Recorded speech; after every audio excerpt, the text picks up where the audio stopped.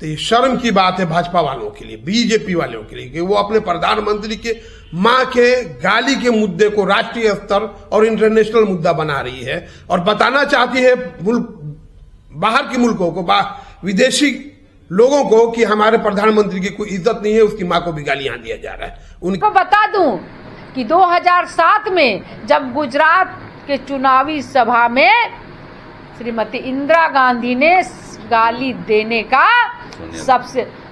सोनिया गांधी ने गाली देने का सबसे पहले उन्होंने शुरुआत किया था। लेकिन गाली की शुरुआत समाज में भाजपाइयों ने शुरू की।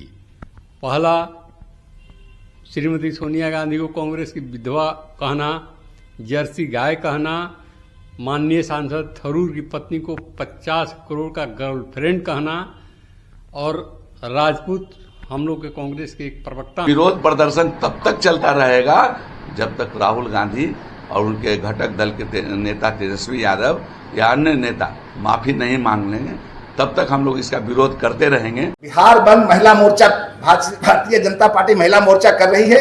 उसके साथ न सिर्फ भारतीय जनता पार्टी, न सिर्फ एनडीए गठबंधन के तमाम महिलाएं, बल्कि पूरे बिहार की वैसी तमाम महिला भाई बहनों का माँ बहनों का सहयोग उसमें मिलेगा। और निश्चित रूप से हम अपील करते हैं वैसे तमाम लोगों को जो चाहते हैं कि महिला सम्मान बरकरार रहे और इन लोगों के गाल पर तमाचा लगे, उनसे अपील करते हैं कि वो इस बंद में साथ दें और बंद को सफल बनाएं।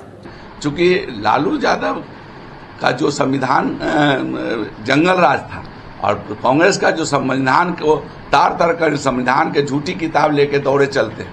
अगर उनको संविधान पलटने के लिए कहा गया तो सबसे पहले बता ही नहीं पाएंगे कि पहला पन्ना पर क्या है।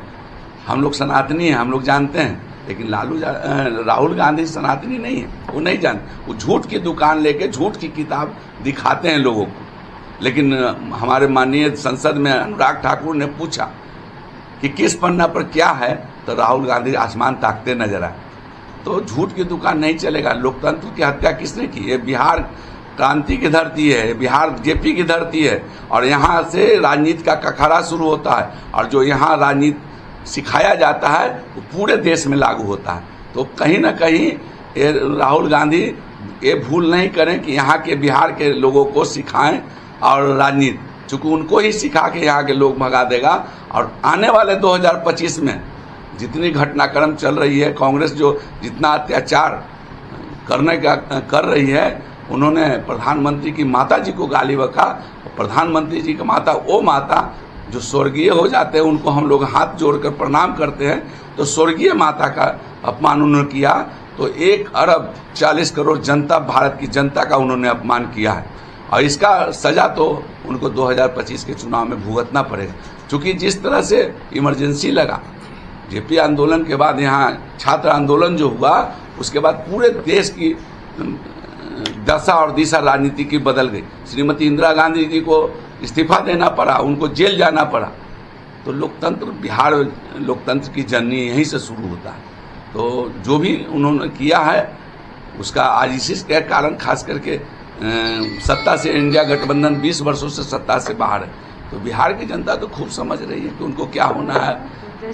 2025 आने वाले समय में उनकी ये स्थिति बन जाएगी कि नेता विपक्ष भी नहीं रहेगा।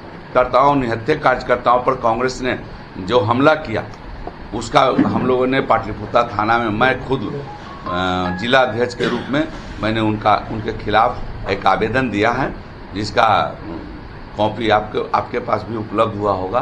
तो हम लोग का जो अधिकार है, राइट है, मौलिक अधिकार है। क्योंकि जो तथाकथित यात्रा चल रही थी, झूठ के जो दुकान खुले हुए थे, वो बिहार की जनता खुद ब खुद समझती है।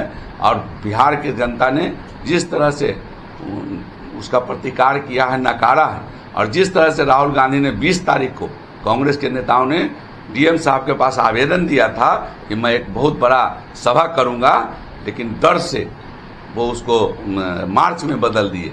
तो कांग्रेस के नेताओं को या आरजेडी के नेताओं, इनके गठबंधन के नेताओं को भीड़ भी जुटाना महंगा पड़ गया। चूंकि बिहार की जनता उनको साथ नहीं दी, इसलिए उन्होंने मार्च के माध्यम से अपनी इज्जत बचाने का काम किया और डाक बंगला चौराहा पर ही एक छोटे से सभा करके और राहुल गांधी देश की सभी माता का अपमान है, बिहार की सभी बहन बेटियों का अपमान है, तो ये नहीं सहेगा हिंदुस्तान और ये नहीं सहेगा बिहार। आज लगातार 5वां दिन है और राहुल गांधी और तेजस्वी यादव के द्वारा माफी अभी तक नहीं मांगा गया। ये राजद और कांग्रेस की मां के अपमान के तहत उसकी गंदी सोच, उसकी नैतिकता का पतन ये देश और दुनिया देख रही है। उनके राजद और कांग्रेस की ओछी हरकत ये दर्शाता है कि राजद और कांग्रेस में मातृशक्ति का अपमान है। आपको भी पता होगा, जब राजद की सरकार थी बिहार में तो हमारी मातृशक्ति सड़कों पे नहीं चल पाती थी, हमारी बेटियां स्कूल नहीं जा पाती थी और चंपा विश्वास के साथ बलात्कार की घटना सभी बहन बेटियों के मां के हृदय में बसा हुआ है। इसीलिए राहुल गांधी और तेजस्वी यादव के द्वारा जो जनक नंदिनी मां जानकी की धरती, मां सीता की धरती, जहां पर हम मां सीता का पूजा करते हैं, पूजन करते हैं, वैसे पवित्र स्थल मिथिला के दरभंगा के मंच से, वोटर अधिकार मंच से राजद के कार्यकर्ता के द्वारा गाली दिलवाया गया पूज्य दिवंगत माता जी को। ये अपमान उन माता के कोख का है जिनके कोख से ऐसे समाज सेवी, ऐसे प्रधान सेवक जन्म लेते हैं जो देश और समाज और राज्य का सेवा करते हैं, लोकतंत्र की रक्षा करते हैं। लेकिन राहुल और तेजस्वी संविधान को नहीं मानते, वो शरिया कानून से देश को चलाना चाहते हैं। लालू जी अपने पैर के नीचे अंबेडकर साहब की प्रतिमा को रखते हैं। ये क्या दर्शाता है? ये देश और दुनिया देख रही है। मैं अपने बिहार की एनडीए गठबंधन की सभी माता बहन और बेटियों से अपील करना चाहती हूँ कि कल दिनांक 4 सितंबर को प्रातः 7 बजे से मां के अपमान के बदले राहुल गांधी और तेजस्वी यादव, उनके द्वारा जो ये कुकृत्य किया गया, उनके विरोध में हर घर से मां, बहन, बेटी सड़कों पर उतरेंगी। जो अपमान का प्रतिशोध नारी शक्ति के हृदय में उबाल मचा रहा है। आज देश शर्मिंदा है, आज देश की मां शर्मिंदा है, देश की बहन बेटी शर्मिंदा है, तो ये नहीं चलेगा। बिहारी सब कुछ सहन कर सकता है, लेकिन अपनी मां का अपमान वो कभी नहीं सहन कर सकता, क्योंकि मां जननी है, मां क्षमा है, मां दया है, मां आशीर्वाद है। ये राहुल गांधी और तेजस्वी यादव को पता नहीं है, क्योंकि संस्कार नहीं है। मैं आप हुआ सैकड़ों हिंदू मंदिर तोड़े गए और हजारों हिंदू बहु बेटियों की अस्मत लूटी गई। गौरतलब है कि बांग्लादेश में हुए उस हिंदू नरसंहार पर कांग्रेस, राजद सहित महागठबंधन की सभी पार्टियां चुप्पी साधे रही थी। और ये इसलिए ऐसा है कि उनको राष्ट्रीयता से, भारत मां के ऐसे कोई सम्मान का भाव नहीं है। और इसीलिए जो माहौल बना है बिहार में, मैं समझता हूं कि लड़ाई सीधी है। इस चुनाव में मंगल राज बनाम जंगल राज के बीच की लड़ाई होगी। मंगल राज बनाम जंगल राज के बीच की लड़ाई होगी, सुशासन बनाम कुशासन के बीच की लड़ाई होगी, सामाजिक समरसता बनाम जातीय उन्माद के बीच की लड़ाई होगी, सदाचार बनाम भ्रष्टाचार के बीच की लड़ाई होगी, विकास बनाम विनाश के बीच की लड़ाई होगी, और सनातन बचाने वालों और सनातन मिटाने वालों के बीच की लड़ाई होगी। ये सीधी लड़ाई होगी और निश्चित रूप से जो माहौल बनेगा उसका परिणाम होगा ये महागठबंधन के राजद और कांग्रेस जैसी पार्टी की हालत 2010 वाली होने वाली है। 2010 बहुत लोग भूल गए होंगे, लेकिन मुझे याद है 2010 में लालू प्रसाद जी खुद ही नेतृत्व कर रहे थे चुनाव का। उस समय रामविलास पासवान जी भी जीवित थे, लोजपा के साथ समझौता उनका था। तेजस्वी यादव से बड़े नेता लालू यादव थे और उस समय मात्र 22 सीटें उनको मिली थी और इतना लोकप्रिय ताकतवर नेता होने का दावा करने वाले लालू प्रसाद अपनी धर्मपत्नी को भी नहीं जिता पाए थे। राघोपुर और सोनपुर की दोनों सीटों से उनकी पत्नी चुनाव हारी थी। राहुल गांधी जो आज सो कॉल्ड क्राउड पुलर हैं, तो क्राउड पुलर हैं तो देखा था 2010 में हम सब तमाम लोगों ने, बिहार के लोगों ने देखा था, उनकी माताजी राष्ट्रीय अध्यक्ष थी सोनिया गांधी और ये क्राउन प्रिंस भी पूरे बिहार में आसमान पताल एक कर रखे थे। तो कांग्रेस को मात्र 4 सीटें मिली थी, 4 सीटें। और इसलिए इस चुनाव में भी स्थिति ऐसी होने वाली है कि इनको याद आ जाएगा कि हम जो चाहते हैं जातीय उन्माद फैलाना, चाहते हैं गुंडागर्दी से सरकार में वापस आना, यह असंभव है।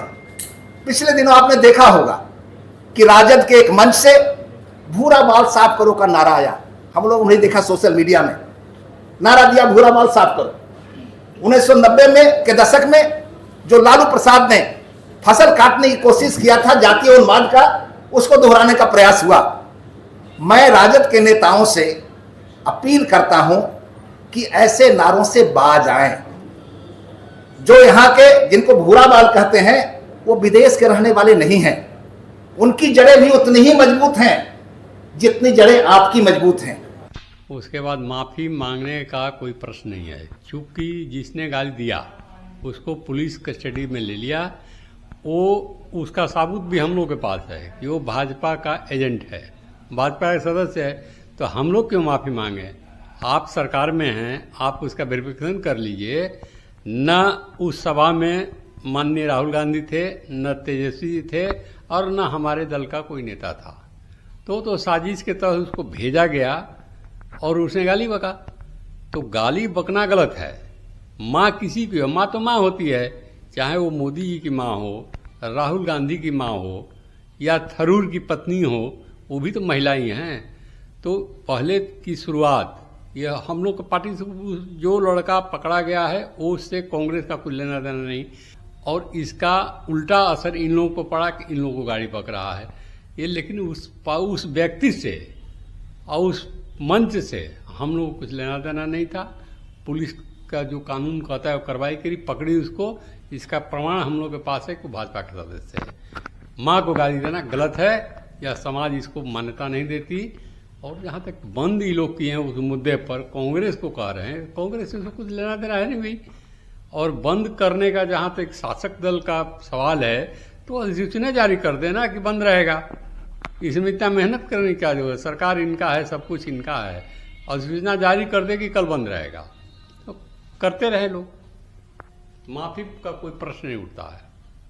और रही बात माफी की, कहीं भी कोई बात बनता नहीं है कि कांग्रेस माफी मांगे, क्योंकि इसमें कांग्रेस की कोई भूमिका नहीं रही है।